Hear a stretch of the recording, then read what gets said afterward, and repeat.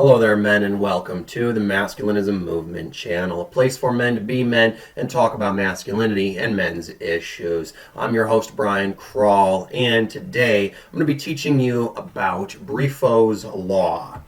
This is something I'm going to be doing a little bit differently than usual. Whereas normally I would be using my own words to teach. Since I'm already teaching about someone else's work, I thought I might as well do so in a way that really does it justice by teaching about it more formally from within its field. So I'm going to be reading an article written about this by Dr. Dale Hartley, MBA and Ph.D., who is a retired professor of business and psychology, and has written this peer-reviewed article called Briffaults Law, Women Rule, which appears on Psychology Today, in which I've posted a link for you below, so you can read along with me. The article goes as follows. Briffaults Law maintains that, quote, the female, not the male, determines all the conditions of the animal family, whereas the female can derive no benefit from association with the male. No such association takes place. For this bit of wisdom, we have Robert Briffault, who lived from 1876 to 1948, an English surgeon, anthropologist, and author, to think. We already know, of course, that women wield the ultimate veto power in the mating game. It is women who give thumbs up or thumbs down to any advances or proposals from men. Briffault embellishes this truism by asserting that intimate relationships between men and women result from a calculated cost-benefit analysis by women. Will she or won't she acquire a net gain from any relationship with the man? This does not necessarily mean monetary gain, although it might.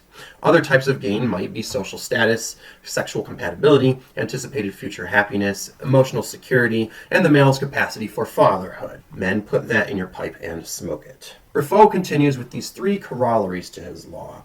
Number one, even though a woman has accrued past benefits from her relationship with a man, there is no guarantee of her continuing the relationship with him.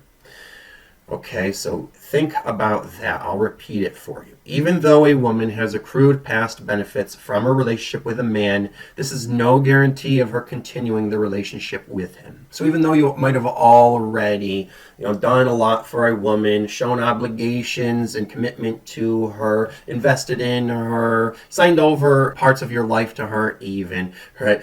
The woman is always looking forward, not backward, right? So anything you've done in the past, once it's part of the past, it doesn't really count. There's no guarantee of her continuing the relationship with you unless there's future benefits. Now next, number two is, if a woman promises a man to continue her relationship with him in the future in exchange for a benefit received from him today, her promise becomes null and void as soon as the benefit is rendered. So, yeah, a woman may be looking into the future and saying she wants a future with you in which you guys are going to do X, Y, Z together because of the fact that she sees that she's going to be receiving benefits in the future, right? That you're going to be doing things to make her happy. But if you were to move all of that good stuff forward and it happens to her now, then since she already has it, her promises that she has made to you of having a future together with you are null and void. They become what is called in narcissism future faking. If you're enjoying listening to what I have to say, please like, share, and subscribe. And if you feel I'm adding value to your life, you can also tip me at the PayPal link below in proportion to the amount of value added. Your support will help me be able to continue this work because the oppressive fascists at YouTube are against this kind of content and actively trying to suppress it. So it is only with the help of viewers like you that I'll be able to keep fighting the good fight against the evil fucking matriarchy. And last, number three, a man's promise of a future benefit has limited ability to secure a continuing relationship with a woman, and his promise carries weight with her only to the extent that the woman's wait for the benefit is short and to the extent that she trusts him to keep his promise. And I would add to it, just so long as other men aren't making better offers for her. So for instance, if you seduce a high status woman by telling her that you're an upcoming investor and that you're going to have investment investments with great returns on them in the future, she might go along with that for a time, but she's going to want to see those returns coming in. She's not going to want to have to wait around forever, and she's going to want to see that it's worth it and that you're going to make good on your promises sooner rather than later. All right, but enough of my commentary, back to the actual article. In economics, there exists the concept of diminishing marginal utility. That means the benefit derived from a product lessens with each successive unit consumed. So, for instance, consider an all-you-can-eat buffet. If you arrive hungry, the first plate from the buffet provides 100% utility in satisfying your hunger. The second plate provides less utility, although you still may be a bit hungry when you begin filling the second plate. But by the time you've eaten the second plate, you're no longer hungry.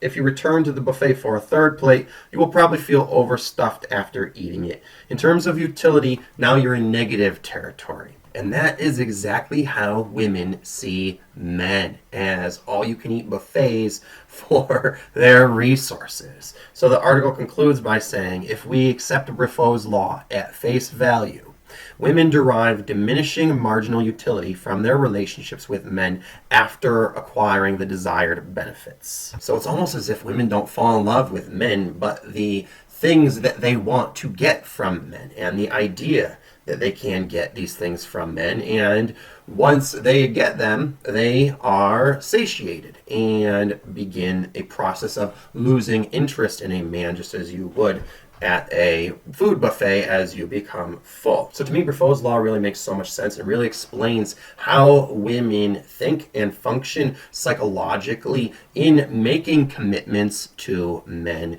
and why relationships and marriages go the way that they do. That concludes this video. Thanks for listening. I hope I mansplained that good enough for you. If you like what you heard, please click the like button. And if you feel you gained some value from this video and would like to give some back, please do so with the PayPal link below, because your support helps fund me doing this work and fight the good fight for men like you.